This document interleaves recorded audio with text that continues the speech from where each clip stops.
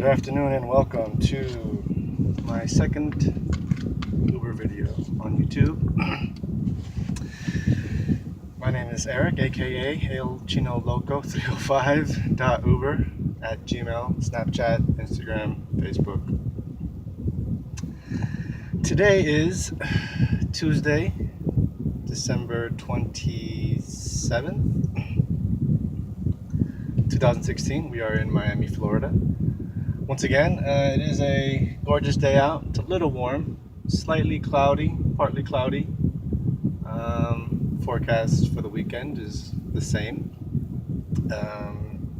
It's about 2 p.m., 1:45.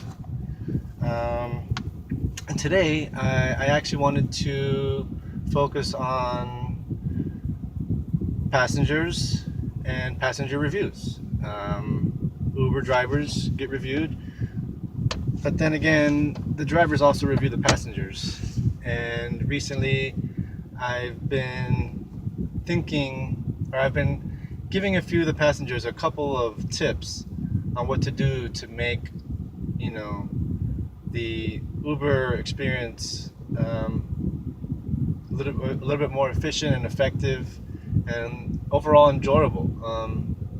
I think that with the amount of Uber riders, not too many videos are focused on them and what their expectations are of when they come into a car. Most people just think, hey, I'm just jumping into somebody's car, I'm just going from point A to point B, and that's it. But a lot of my passengers like to talk, and we just have conversations, and it makes the time go by faster. And sometimes it's it goes in directions that hey, normal people have conversations, and different subjects change, and I am driving, so it is a multitasking event, having conversations and trying to drive at the same time. So overall, it is a dynamic experience between two people or more. But I just wanted to focus on a couple of things that I thought about that could help improve the experience from the rider's perspective. If I was a rider, here are the things that I feel that riders could help drivers do to help expedite the process. And the first one we're going to go with today is pickup location. So I've had many instances where some riders put in the address inversely. They put the destination address in front, or the first one, and destination as a pickup, and vice versa. And I've had that a couple times. So just always, when you are setting your pickup location, don't just put your finger on the dot where you think you are, and always confirm by the closest location. No matter where you are in a residential or a commercial location, you could always find a building and determine where the actual pickup location is. If there's no address, there might be a name on the building: Burger King, Mobil gas station, whatever. Just make sure that that's accurate. And if it's not where you think it is, once the driver confirms he's coming to pick you up, contact him, text him, call him, let him know, hey, I'm over here at the gas station, meet me there, for your pickup. Always alert your driver, so that way you're in communication, so that way the person knows that the driver knows that you're aware, and the rider knows that the driver's aware of where the actual pickup location is, because it can be difficult, especially when it's nighttime or it's raining, and there isn't always a safe pickup spot for the driver to pick you up at. So always consider that where the person's going to pick you up at, because you don't want to be in the middle of the highway flagging somebody down in the middle of traffic. So always consider that as well. So the next thing I'm going to go into is introductions. Hello, my name is Eric. introductions or first meetings warrant introductions. I'll get that from the League of Extraordinary Gentlemen. When you first meet someone, you always want to introduce yourself. Hi, my name is so on and so forth.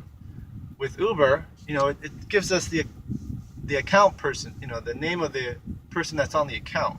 So if you're giving somebody else a ride for someone, just let them know, hey, look, are you picking up for Jason? I'm so and so. Okay, well, that's fine. As long as you're going to the right address, this is where you're going. Okay, that's where I'm going to take you. So if that's not, and the things don't, match up, you're in the wrong person's car. We get that a lot. I think the Uber beacon is going to help a lot. When it's your ride, it's going to turn green. I believe so. I haven't experienced, other passengers, or other drivers having their passengers close to their vehicles. So in that case, if there's multiple rides and multiple cars, yeah, there's going to be a lot of green Uber beacons going off. So just make sure that you're in the right car, and that you have the right destination. Because once that destination is there, and if you don't have the phone on you, you're not going to be able to change it. So that kind of eliminates the possibility of you getting into the wrong car. Obviously, if it's not the right destination, you're not going to the right place. Which brings me to the third subject: directions and navigation. With GPS today, Uber drivers like myself depend on navigation. So if you're a rider and you can assist in any way on how to get to your location, that's great. It's a lot easier for the driver. It gives him a sense that you know where you want to go, you know how to get there. It'll be easier with a co-pilot giving you the directions. And obviously, the GPS there is for your support. And the reason why I made this a subject was because when you first arrive at a location, you're looking for the address. And once you get in and you confirm, it takes a second for the GPS to kick in. Some passengers, they expect you to know where you're going 100% of the time, and that's not always the case. So if you're in a difficult location, that you need to make a bunch of turns to get to, it takes a second for the GPS to catch up. So when you go in the other direction, it helps to know, hey, can I get out this way? Is this a one way? So on and so forth. Let the driver know, hey, you can just back out here, make a left, make a right at the stop sign. It helps with the GPS, because if you're stuck in one place, the GPS doesn't give you a sense of good accuracy until you start moving, because it'll think it's one way and it'll put you in another direction. So it's always easier to get like a good jump start on the GPS by giving the driver a little bit of assistance. Hey, just back out, make a left here at the light. The first couple turns makes things a lot easier. And of course, if you don't want to pay tolls, the tolls are added to your fare. So if you don't want to pay tolls, hey, just take this road instead of taking the toll. It's $1 less. I'm here to look out for my riders. I much prefer a 5-star rating than a $5 extra, even though money does always help. Okay, so the next subject I want to talk about is food and cleanliness. Okay, I don't mind people eating in my car, but don't expect, that it's cool. You are coming into someone's car. What if I was driving a Mercedes-Benz? I don't think the same actions would apply. People wouldn't just automatically eat inside a Mercedes-Benz. But since I have a Hyundai, sometimes people get in and start eating chips. And I look back at them, they're eating their chips. I'm like, okay, all right, no problem. It's a 3-minute ride, no big deal. And then I thought about the rating system. Well, if these people were rated really low, maybe they don't understand. Maybe I won't have to confront them about eating in my car. Again, it's a courtesy consideration. It's you go into someone's car. Hey, do you mind if I snack on my chips? Sure, no problem. It's just a simple request.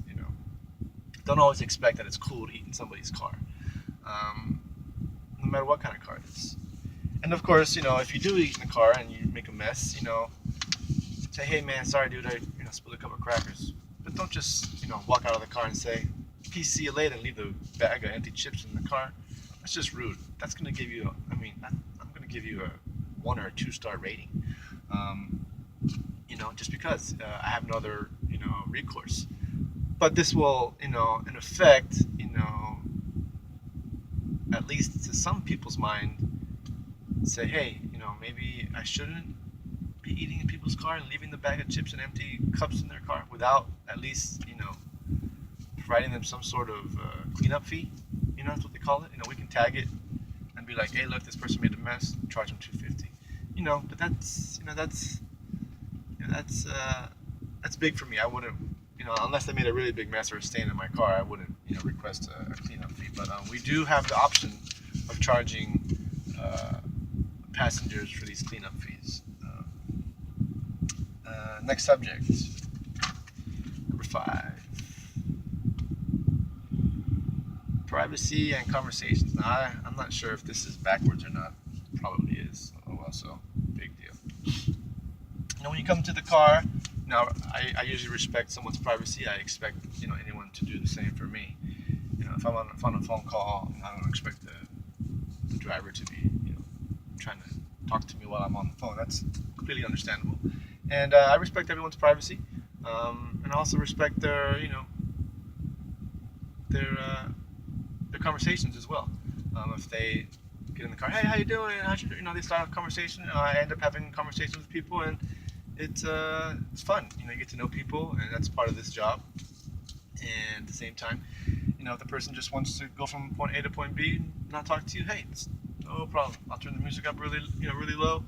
I can just enjoy the music for the time that you're in the car. It's not a problem. Either way is good for me.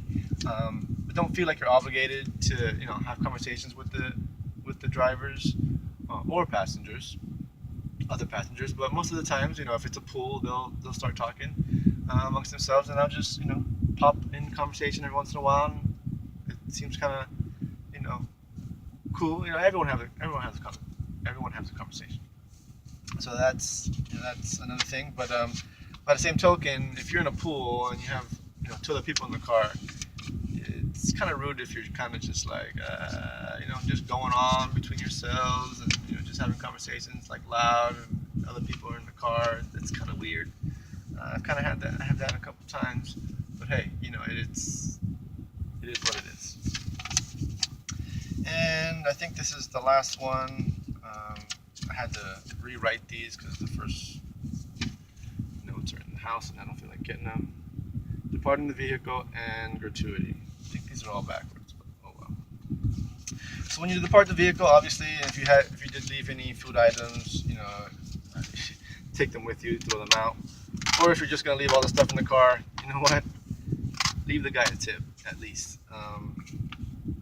Again, the 5-star rating system is what we live by, and if the riders were as considerate as 5-star ratings would indicate, we wouldn't need to make these videos and have these opinions and concerns about Uber. So this is actually getting kind of long. It's almost at 15 minutes. Not gonna make this too long. It's probably about 2 o'clock right now, so I'm about to head out, fill up the tank, turn on the Uber app, and start driving. Today is Tuesday. It's a couple days after Christmas. I took a couple of days off for the holidays and decided to jump on the road today and see what it was like. I haven't checked it this morning. Today we'll kind of just play it by ear.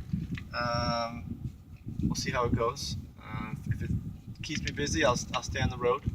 I almost filled up the tank twice the other night. I ended up going way down south, and I'm still waiting to see if the promo guarantees were met. I think I have one more day for the payments to process. So I'll be able to see if I met those promo guarantees, and yeah. So we're gonna head out. Thanks for watching. Stay tuned for more.